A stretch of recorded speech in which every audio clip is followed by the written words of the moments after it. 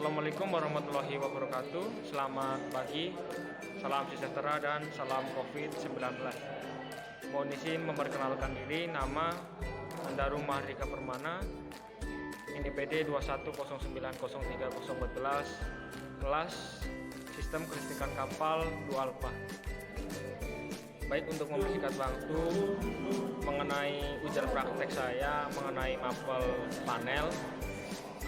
Di sini tugasnya yaitu untuk menjelaskan pengertian mengenai panel listrik dan peralatan elektronik beserta komponen dan fungsinya. Baik, untuk yang pertama saya akan menjelaskan mengenai sistem panel listrik. Panel listrik adalah sebuah alat atau perangkat yang memiliki fungsi untuk membagi, menyalurkan, dan kemudian mendistribusikan energi listrik dari sumbernya atau pusat kepada konsumen atau pemakai. Harga panel listrik ditentukan dari ukuran, bahan, model, dan spesifikasi. Fungsi panel listrik yang utama adalah sebagai sumber distribusi energi listrik dari pusat kepada konsumen. Berikut akan saya beberkan beberapa mengenai macam-macam panel listrik dan spesifikasinya. Yang pertama ada Main Distribution Panel atau MDP. Merupakan jenis panel listrik yang berfungsi untuk membagi dan menerima suplai listrik dari LV MDP, lalu kemudian mensuplainya menuju ke panel listrik yang selanjutnya. Yang kedua, di sini ada Sub Distribution Panel atau yang disingkat SDP.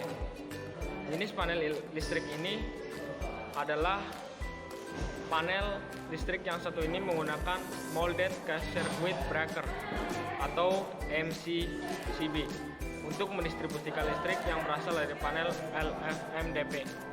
Yang ketiga, ada panel synchronizing. Nah, panel synchronizing ini atau yang lebih dikenal sebagai panel sinkron genset, merupakan panel yang terdiri dari dua atau lebih dan dioperasikan secara otomatis maupun manual. Pada panel synchronizing biasanya terdiri dari beberapa genset dengan kapasitas yang berbeda, yang mana genset tersebut akan menerima beban secara bersamaan dan digunakan sesuai dengan kebutuhan listriknya. Nah, selanjutnya juga ada panel listrik LFMDP dan LFSDP. Yang pertama saya akan menjelaskan mengenai panel listrik LFMDP atau yang sering kita kenal sebagai Low Voltage Main Distribution Panel. Di sini memiliki fungsi untuk memeriksa daya dari transformator, kemudian mendistribusikan pada panel LFSDP. Sedangkan panel listrik LFSDP, Low Voltage Subdistribution Panel, memiliki fungsi untuk mendistribusikan daya kepada berbagai macam alat elektronik yang lainnya. Selanjutnya ada panel Level Control atau yang sering disebut sebagai Water Level Control (WLC). Adalah salah satu jenis panel listrik yang dalam metode pengoperasiannya memanfaatkan energi listrik sebagai motor listrik untuk memompa air. Panel jenis ini biasanya banyak digunakan pada berbagai industri pompa air atau bahkan keperluan rumah tangga. Nah, fungsi utama panel water ini untuk mengontrol tangki penampungan sesuai dengan kapasitas airnya. WLC ini juga dilengkapi dengan pelampung yang berfungsi untuk menentukan batas air dalam penampungan sehingga tidak ada yang berlebihan. Oleh karena itu, Anda tidak perlu khawatir air akan terbuang sia-sia bila bak penampungan penuh, karena panel listrik yang satu ini akan mati secara otomatis apabila air telah penuh. Selanjutnya ada panel KWH.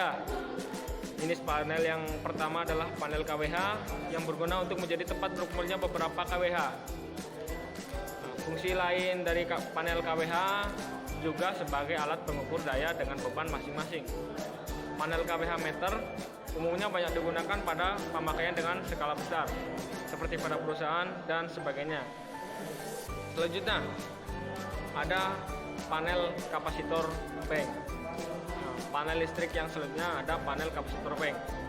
Ada berbagai keuntungan jika memakai panel ini.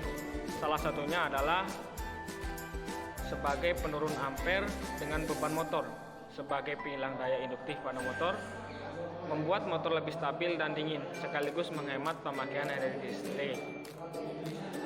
Selanjutnya juga ada panel genset AMF ATS.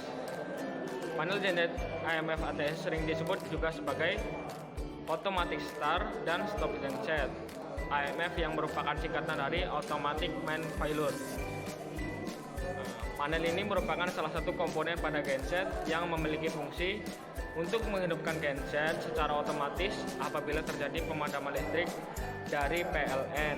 Sedangkan kegunaan ATS berfungsi untuk menutupi aliran listrik dari PLN dan membuka suplai secara otomatis. Selanjutnya ada panel change over switch, merupakan jenis panel yang paling terakhir nih. Pengertiannya, jenis panel listrik yang selanjutnya adalah panel change over switch. Fungsi panel jenis ini adalah untuk memutus dan menyambung aliran arus listrik langsung dari pusat ataupun sumbernya. Panel listrik jenis ini biasanya dioperasikan secara manual dan otomatis. Selanjutnya saya juga akan menjelaskan mengenai komponen-komponen panel listrik yang ada. Yang pertama adalah ACB atau Air Circuit Breaker, merupakan jenis circuit breaker dengan sarana pemadam busur api berupa udara. Yang kedua ada MCCB, merupakan salah satu komponen elektrikal yang berfungsi sebagai pengaman dan pemurus arus ketika terjadi arus pendek. Selanjutnya juga ada pemutus sirkuit atau kita lanjut, selanjutnya ada MCB atau pemutus sirkuit, digunakan untuk memutus rangkaian listrik yang khusus memutuskan arus listrik pada tegangan kerja atau arus hubung singkat. Selanjutnya ada TOR atau Thermal Overload Relay, adalah komponen pengaman kontraktor utama yang melindungi rangkaian motor listrik dari arus berlebih. Mungkin itu saja yang saya dapat sampaikan mengenai komponennya. Sebenarnya ada banyak lagi, tetapi untuk mempersingkat waktu, saya akan menjelaskan langsung mengenai fungsi dan kegunaannya. Yang pertama, menempatkan komponen listrik sebagai pendukung dari mesin-mesin listrik agar bisa beroperasi sebagaimana mestinya, sesuai dengan prinsip kerja kelistrikan. Yang kedua ada mengamankan komponen listrik supaya terlindungi dari hal apapun yang bisa mempengaruhinya. Dan yang terakhir adalah menata rangkaian atau komponen listrik agar terlihat aman dan juga rapi. Baik, di sini juga saya akan menjelaskan mengenai yang kedua, mengenai peralatan listrik. Dari pengertian peralatan listrik adalah mencakup semua jenis mesin yang dapat digunakan dengan bantuan energi listrik. Di sini mengenai peralatan listrik, saya akan menjelaskan dengan satu peralatan, yaitu kipas angin. Pada dasarnya, pada sebuah kipas angin terdiri dari sebuah dinamo penggerak dan baling-baling yang dipasang pada as rotor dinamo, sehingga baling-baling tersebut akan berputar mengikuti putaran dinamo yang diatur oleh saklar pengubah kecepatan, dan bagian-bagian lengkap pada sebuah kipas angin meliputi. Yang pertama ada dinamo penggerak. Dinamo penggerak merupakan bagian paling utama pada mesin kipas. Dinamo inilah yang bertugas memutar baling-baling kipas. Yang kedua ada kapasitor. Kapasitor pada kipas berfungsi sebagai penyimpan daya listrik yang digunakan ketika melakukan putaran awal dinamo mesin penggerak. Yang ketiga ada baling-baling, merupakan bagian yang berfungsi untuk menghisap udara dari luar yang kemudian mengembuskan kembali ke arah yang berlawanan. Yang keempat ada pelindung atau tralis, yang berupa kisi-kisi atau tralis yang terbuat dari kawat yang telah disusun sesuai modelnya. 5. Ada cover mesin, berfungsi sebagai pelindung dan tempat dudukan dinamo penggerak. 6. Gearbox, merupakan sepasang roda gigi yang dapat diatur menggunakan tuas panel. 7. Ada batang penyangga, bagian kipas angin yang bertugas sebagai tiang kipas angin. 8. Ada panel kontrol. Pada kipas angin berupa tombol-tombol pengatur pengoperasian mesin. Dan 9. Ada colokan dan kabel, berfungsi sebagai bagian dari kipas angin yang berfungsi untuk menghubungkan ke sumber listrik. Di sini juga saya akan menjelaskan fungsi-fungsi kipas angin. Fungsi kipas angin merupakan untuk menghasilkan angin, guna mendinginkan udara serta memberikan efek menyegarkan di saat udara terasa panas. Mungkin itu saja yang dapat saya sampaikan mengenai tadi. Yang pertama adalah panel listrik, dan yang kedua adalah mengenai peralatan listrik yang sudah saya contohkan tadi adalah kipas angin. Mungkin jika ada kesalahan dalam video ataupun dalam gambar, saya mohon maaf karena kurang rapi dan sebagainya. Karena peralatan yang digunakan karena peralatan yang digunakan adalah ala kadarnya. Terima kasih. Wassalamualaikum warahmatullahi wabarakatuh. Selamat pagi.